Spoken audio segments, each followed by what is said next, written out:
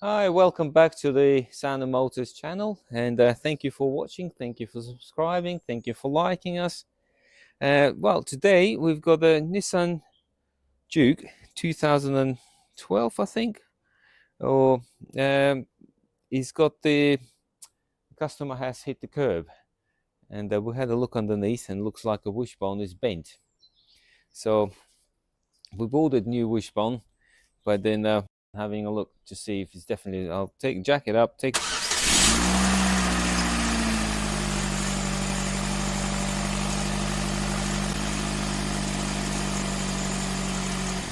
the wheel off, and just to confirm it's definitely bent. Okay, let's jack it up. I think that's high enough. Oh yeah, you can see it's been hit here. That's how you can see the bit of an impact on the tire as well, but now that's just to scuff the wheel. Right. Okay, let's have a look. Oh yes, that's definitely bent up here, all creased up.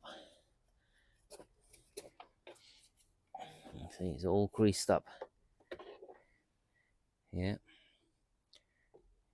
definitely creased. So, okay, we'll just change it. Looks like he hasn't bent the tire rod, inner tire rod, because normally they bend. If you hit the wheel this direction, that becomes like a banana shape, but that doesn't look like it happened. Just a bit of luck, I suppose, in that sense. It's only minor damage. Right, let's take it all apart. Let's take the ball joint out. I'll take that off first. Once that's off, carry on with the rest. 14 mil. Okay.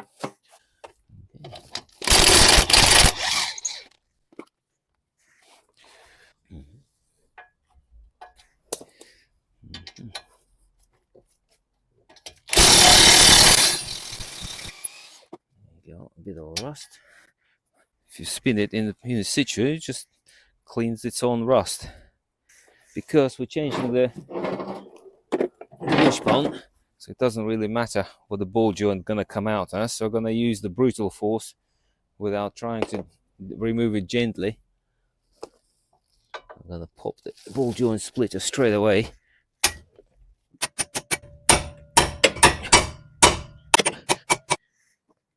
See, this tool destroys the gator. That's why I'm trying not to use it on the. If I need to remove the ball joint and put it back in, then this tool is not always ideal. Almost. Right, okay, let's carry on. Let's move some cars around, so now we can come back to this job and try to remove the rest of that ball joint. It's only literally held by, oh, there you go, and it's out. So ball joint is disconnected. Now we've got two bolts, 18 mil.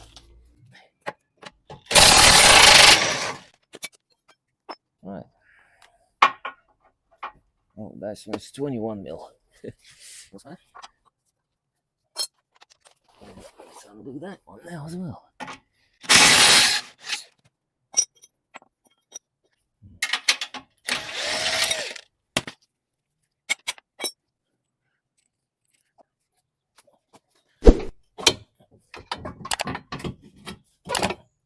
And that's it. And now you can see how well it's bent. And you can see how destroyed the dust cover is now, because I used that ball joint splitter tool. There are some other tools available on the market, but this is definitely the quickest with that fork. Destroys everything, but brings it, takes things out. I want to make sure it's definitely correct one. Yeah, the looks correct. This hole is smaller, this hole is bigger. ball joint diameter is the same. That's good, because I have come across with that before, but Qashqai and Juke.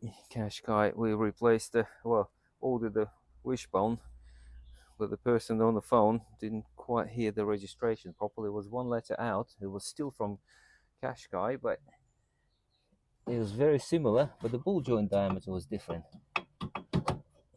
And I fitted it, and I couldn't finish the job because it didn't fit properly. All right.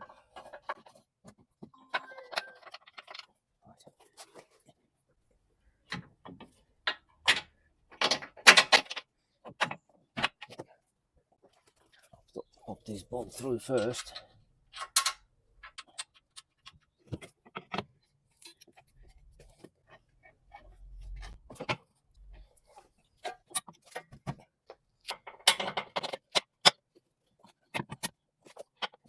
It's almost there. Not quite. Need some persuasion.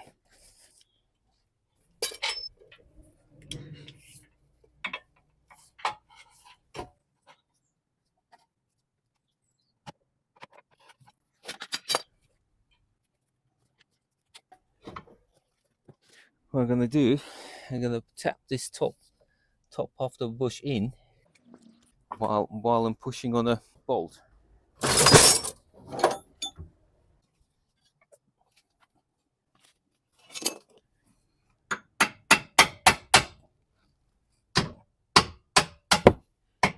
And it's in.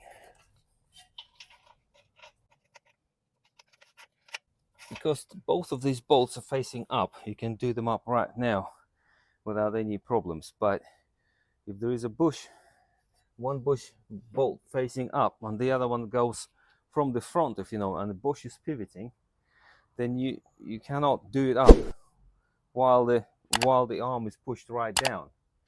You've got to be on the level position, so you need to bring the arm to the level position before you do up the bolt. Just a little tip. Right.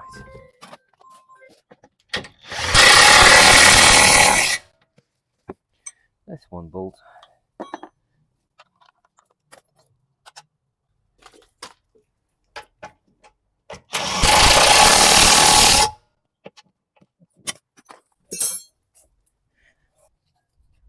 Now we want to feed the ball joint in to the hole.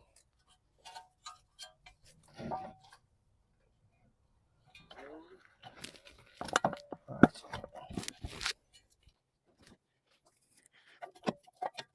And there you go. Just a little tap, so the groove of on the ball joint lines up with this pinch bolt, and voila.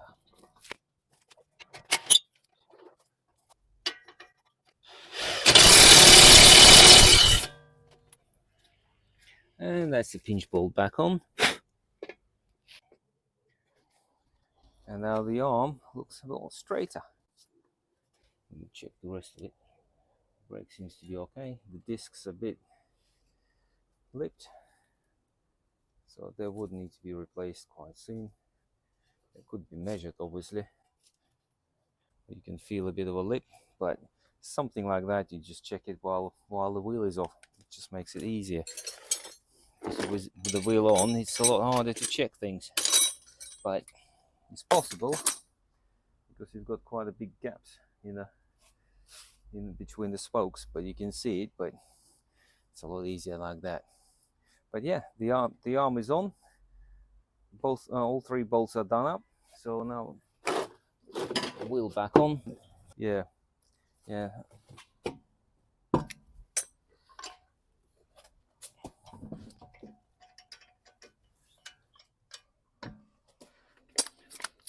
With the wheel nuts, make sure you put them on first with your fingers. Don't try to do them up with the gun. Just